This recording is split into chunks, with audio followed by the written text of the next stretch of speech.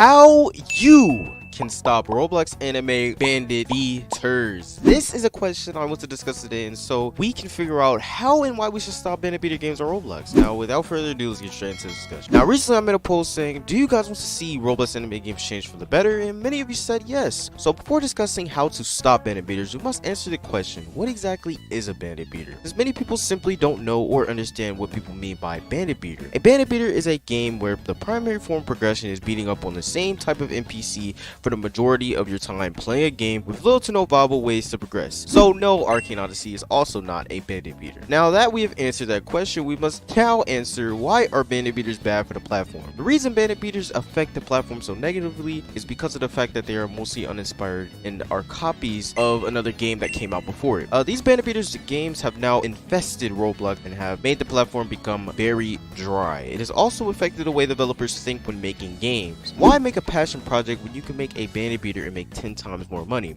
That brings me to the next point, which is greed. Bandit beaters bring in revenue no matter what, because people will buy the game passes in order to progress in these Bandit beaters faster, because most Bandit beaters have a slow grind and are very boring when progressing by yourself or even with friends sometimes. People may say that they don't like Bandit beaters but will still play them and support the devs' greedy habits by buying these terribly priced game passes. By investing in Bandit beaters, you promote them in their infestation onto the platform. Even if you play Bandit beaters, simply you are more likely to spend more money on said game because of the fact that you want to progress faster and faster, because in reality most people only play these games because of boredom and the platform being dry. Bandit beaters are great at being one thing, and that is wasting your time. Instead of playing a good game like Arcane Odyssey, many people would rather play a game like Blox Fruits and Mountain Sea Farm instead of actually playing an actual good game with an actual good story that feels like an actual good experience and not just some turn your brain off and become a robot for 6 hours. True enough, some people just simply like Bandit beaters because they are simply easy to play and pick up. And most people who say this are kids or like early teenagers, because it's understandable, because I was bad at video games too when I was 9, 10, 11 years old, so it makes sense. See, I didn't know I came here to be disrespected. Exhibit A. Why Roblox anime Bandit beaters work. Roblox is considered a kids platform. Yeah, sure, teenagers like me play it. Bandit beaters are great at making kids who are at this age feel powerful and making them feel strong in these games without feeling super boring like a simulator, which is why some teens like me may still play it. The reason they make so much money is because they trick the young player base into buying game passes and spins by making the progression god awful. That's why you see most games will add 2 times EXP and 2 times money in progression, because the devs themselves know that these games are generally not fun to play. That's why most devs don't even play their own game, and they just sit back and do small updates to their game while their game goes from decent to garbage. That's why it's so important for devs to play their own game, but that's a conversation for another day. They monetize these games by making an already easy game much easier by putting monetary things in the game that make the game so much faster to max out on. It's a cycle. It works for people that like that type of system, but for people like me, you maybe feel that this cycle is not fun at all and feels like we're being tactically used by devs who couldn't care less about the players. Also, majority of the people excuse these devs for doing this because devs will often smoke screen their players by adding a little benefit called a code, which keeps the player base from rioting about prices, because the devs are blinding them by adding codes to the game to seem like they actually care about their fan base, but truly they have already made the money they needed. Adding codes only keeps players interested and keep them playing for longer. It's a game to these devs, and yes, some probably do care about their fans, but guess what? Little Timmy, who believes devs can do no wrong, most devs don't care about anything but their pockets, which you are feeling. Exhibit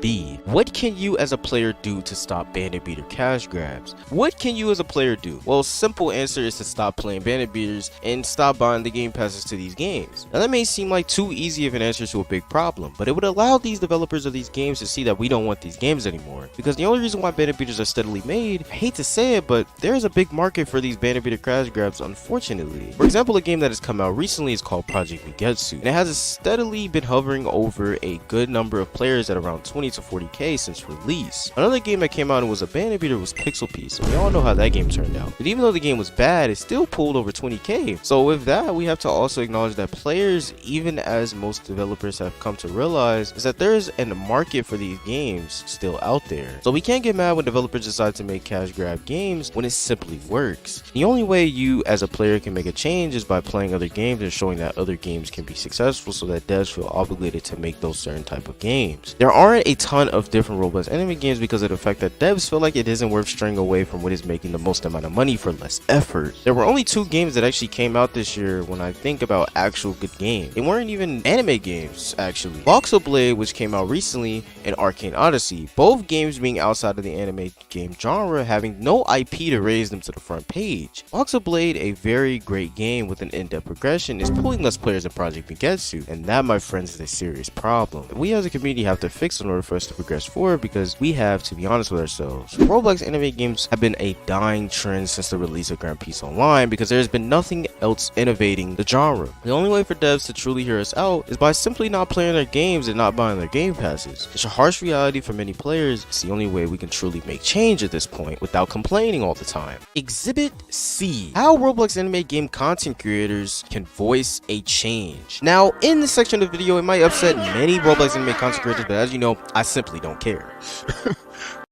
The main way Roblox anime content creators can stop Bandit beaters is to voice their opinions on these games truthfully. And I mean truthfully, meaning no lying to these devs when testing the game, no making countless videos on these games giving free publicity, and stating when a game is bad and giving your honest opinion without being scared of sugarcoating. I myself can probably say that I recently have tried to do those things on my channel, and surprisingly many of you have come to agree with the things that I've said about certain games, and I appreciate that, seriously. But other creators must voice their genuine opinion with their community as well, because I see too many creators on the platform playing games that would otherwise not interest them simply because they are scared of going against the algorithm. Not calling anyone out. I know personally how hard it is to sit here and build a community against the algorithm, but here's the thing. People like me, Swift, and so many others are trying our best to make this community into something more than just the cash grab side of Roblox. The way we stop these games is by not becoming friends with the developers just for tester and just for content, but it's by being honest with these developers and telling them what's good in their game and what's not. So many devs are scared of genuine criticism and most ignore it. That's why Roblox anime games are in the state that they're in. I have lost CC role in so many discords because of the things that I've said in some of my videos, but that doesn't scare me because I know that I'm trying to make a change, trying to form a community of people who also want to see change, and I just want my fellow creators to do the exact same. No, you don't have to be an a-hole to every game you see, but at least DM some of these developers that you know, or even make some honest reviews of their game without feeling like you're gonna hurt their feelings. But we have to stop playing games that we don't even like for money. And to all the future creators that want to be in this community, please play games that make you happy and never just play them for the views. Exhibit D: the future of Roblox Bandit beaters and cash grabs. In 2023, we have seen many games try to go the Bandit beater route, and some have failed, but many still stand on top of the front page, which means we as a community has failed to bring a change. But if you don't like Bandit beaters and you would like to see more games that are actually good, I suggest you do the things that I've stated in the video and try to go out there and encourage change. I know I might have been harsh on these games in the past, but it is for good reason. I just want to see the community thrive. When I see Roblox anime YouTubers talk about quitting because of the platform, I get sad because I truly think that before we quit, we must at least try to make a change first. I see our community in years to come take over before I see it fail. Even the Rowe brothers were able to predict the downfall, but let me be the first to predict the positive outcome. A game I look at as a beacon of hope for all developers in Roblox is Arcane Odyssey, the perfect example of how to do an RPG/adventure game on Roblox. So if you are a dev who is looking into making a game, please look at Arcane Odyssey for inspiration, because VTech and his team did an amazing job. Now voice your opinions about this in the comments, but as I said in every video, if you enjoyed this video and you'd like to see more content like this one, please make sure you drop a like and subscribe to the channel, and I'll see you guys in the next video.